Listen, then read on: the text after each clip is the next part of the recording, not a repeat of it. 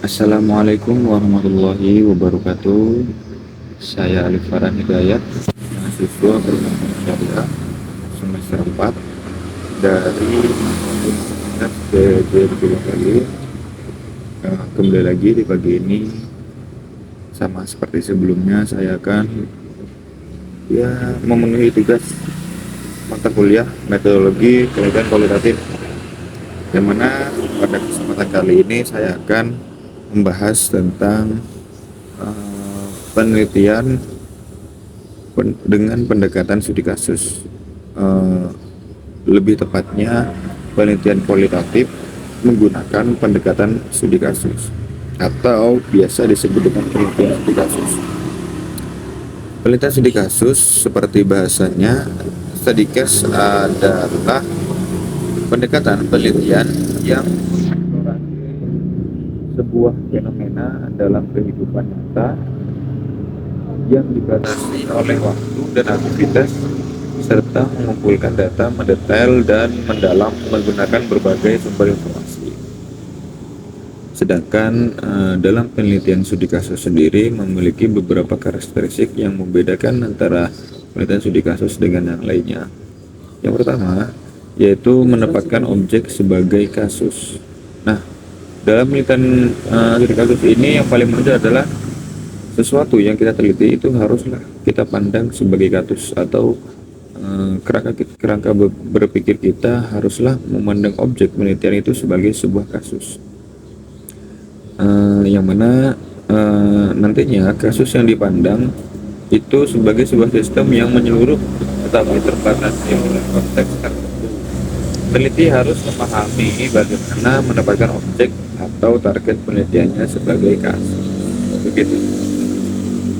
Karakteristik yang kedua yaitu bersifat kontemporer, yang mana kasus yang diteliti merupakan fenomena yang sedang terjadi tetapi masih memiliki dampak yang dirasakan pada saat penelitian dilaksanakan. Contoh seperti halnya studi kasus tentang kenaikan harga BBM.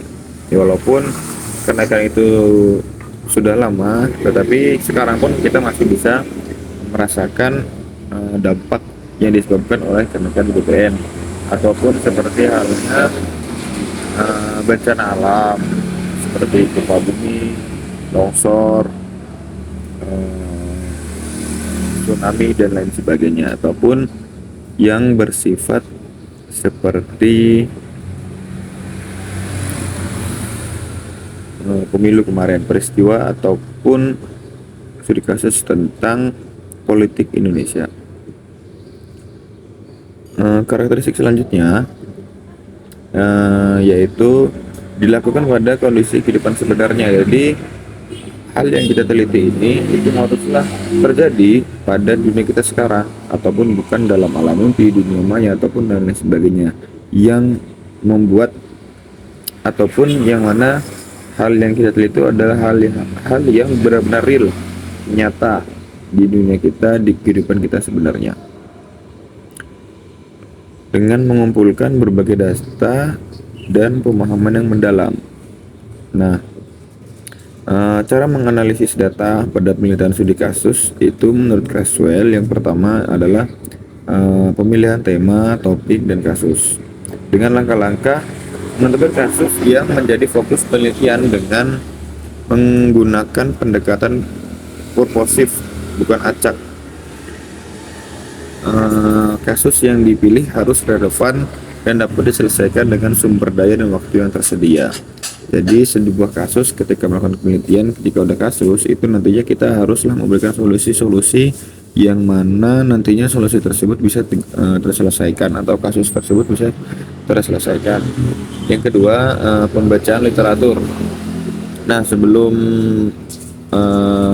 melakukan penelitian kita haruslah mengumpulkan literatur terkait sebanyak mungkin untuk mendapatkan pemahaman yang menyeluruh tentang konteks dan teori yang mendukung kasus. Nah, bacaan-bacaan ataupun referensi-referensi dari literatur yang kita baca nantinya haruslah relevan dengan studi kasus atau kasus yang ada.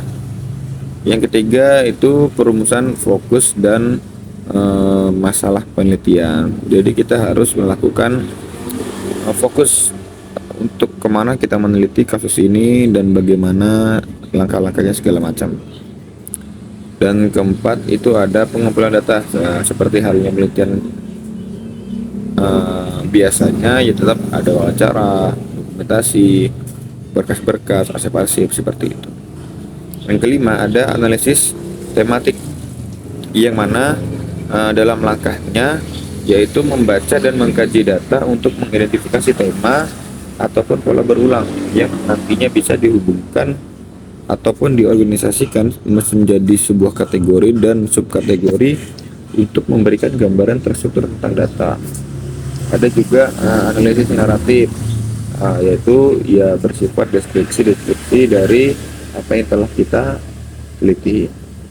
Ada analisis diskursif, yaitu menganalisis cara partisipan menggunakan bahasa dari apa yang mereka jawab dari pertanyaan-pertanyaan kita. Yaitu analisis ini melibatkan penggunaan kata, frasa, dan kalimat untuk mengungkap pandangan mereka tentang kasus yang diteliti. Ada analisis komparatif, yaitu membandingkan beberapa kasus untuk mengidentifikasi persamaan dan perbedaan di antara mereka. Analisis ini membantu memahami kontribusi faktor-faktor tertentu pada hasil yang berbeda di antara kasus-kasus. Dan juga ada yang namanya analisis holistik, yaitu analisis kasus dalam keseluruhan, termasuk semua aspek dan interaksi di dalamnya. Pendekatan ini memahami ataupun membantu kita memahami dinamika dan kompleksitas kasus secara keseluruhan. Nah, mungkin itu yang dapat saya sampaikan. Kurang lebihnya mohon maaf. Wallahul muwaffiq ila aqwamit thoriq. Wassalamualaikum warahmatullahi wabarakatuh.